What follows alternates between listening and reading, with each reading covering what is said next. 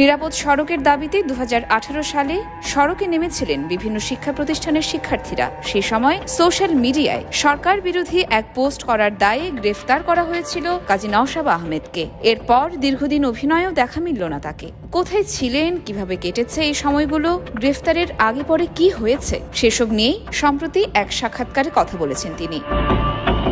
এ সময় নওশাবা জানিয়েছেন গ্রেফতারের পর কতটা দুর্বিষহ সময় পার হয়েছে তার জীবনে। গ্রেফতারের পর 4 দিনের রিমান্ডে নেওয়া হয়েছিল তাকে। সেখান থেকে কারাগারে প্রেরণ করা হয় এই অভিনেত্রীকে। 2018 সালের 21শে আগস্ট 5,000 টাকা মুচলেকায় সিএমএম আদালতে জামিনে মুক্তি পান নওশাবা। সেই সময় নওশাবার গ্রেফতার ও তার সাথে ঘটে যাওয়া ঘটনাগুলো বেশ চর্চিত ছিল। 250-টিরও বেশি ডিজাইন অপশন নিয়ে ওয়ালটন স্মার্ট ফ্রিজ, বোঝে আপনার প্রয়োজন।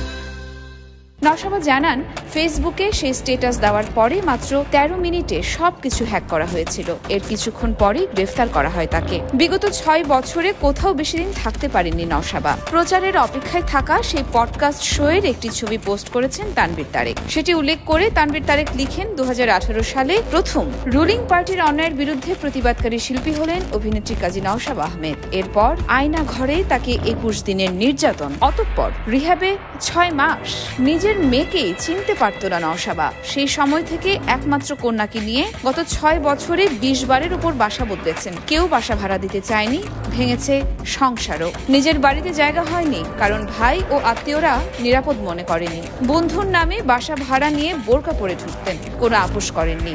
অনেক রকম অফার এসেছে, মামলা করেছেন আগেই, যা এখনো চলমান। গল্পগুলো আসছে। নওশাবার বিরুদ্ধে দায়ের করা মামলার অভিযোগে বলা হয়, নওশাবা নিজের ফেসবুক আইডি থেকে লাইভ ভিডিও প্রচার করে বলেন, আমি কাজী নওশাবা আহমেদ আপনাদের জানাতে চাই, একটু আগে জিগাতলায় আমাদের ছোট ভাইদের একজনের চোখ তুলে ফেলা হয়েছে এবং 2জনকে মেরে ফেলা হয়েছে। আপনারা সবাই প্লিজ ওদেরকে প্রোটেকশন দেন। বাচ্চাগুলো আনসেফড অবস্থায় আছে। প্লিজ আপনারা রাস্তায় নামুন। প্লিজ আপনারা রাস্তায় নামেন এবং ওদের প্রোটেকশন দেন। এটা আমার রিকোয়েস্ট। আমি এই দেশের একজন মানুষ, নাগরিক হিসেবে আপনাদের কাছে রিকোয়েস্ট করছি। জিগাতলায় একটু আগে একটি স্কুলের একটি ছেলের চোখ তুলে ফেলা হয়েছে এবং 2জনকে মেরে ফেলা হয়েছে। একটু আগে ওদেরকে অ্যাটাক করা হয়েছে। ছাত্রলীগের ছেলেরা সেটা করেছে। আমরা 71-এ পেরেছি, 52-তে পেরেছি, এবারও পারবো।